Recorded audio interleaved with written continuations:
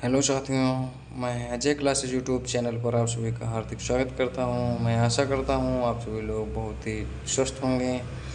तो आज हम आपको NCERT कक्षा 10 के प्रश्नावली 12.1 के प्रथम सवाल को करके दिखाने वाला हूं।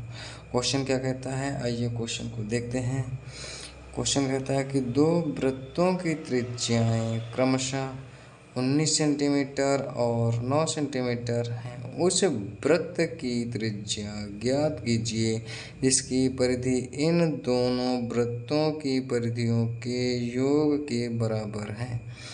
क्वेश्चन कहता है कि दो वृत्त हैं जिनकी इतनी इतनी त्रिज्याएं हैं तथा कह रहा है कि उस वृत्त यानी कोई ऐसे तीसरे और वृत्त की परिधि की त्रिज्या ज्ञात करो।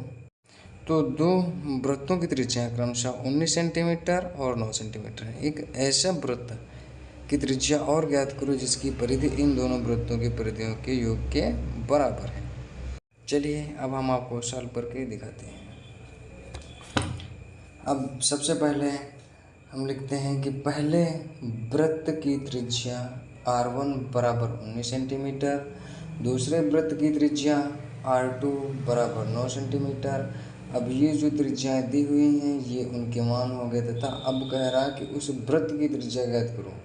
तो और एक और वृत्त की त्रिज्या के बारे में कह रहा है, तो लिखते हैं कि तीसरे वृत्त की त्रिज्या बराबर R सेंटीमीटर। अब पहले वृत्त की परिधि 2πr1 बराबर 19 सेंटीमीटर। पाई R1 कॉमन लेते हैं और इधर लिखते हैं 19 गुणे 2। पाई R1 बराबर 19 दूना 38, R1 बराबर 38, पाई उधर से इधर लेते हैं तो पाई सेंटीमीटर। अब दूसरे वृत्त की परिधि 2πr2 बराबर 9 सेंटीमीटर।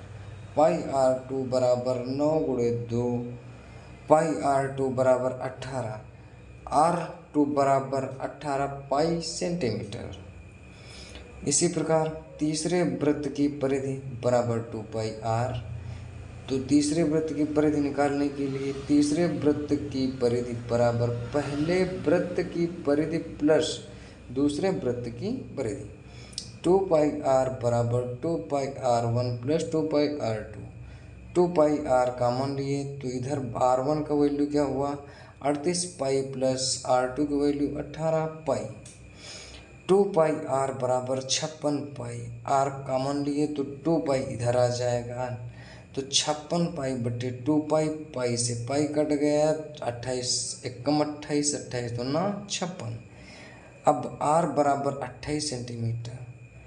तो जो दूसरे तीसरे वृत्त की त्रिज्या थी ना उसकी वैल्यू ये इतनी निकल के आई 28 सेंटीमीटर।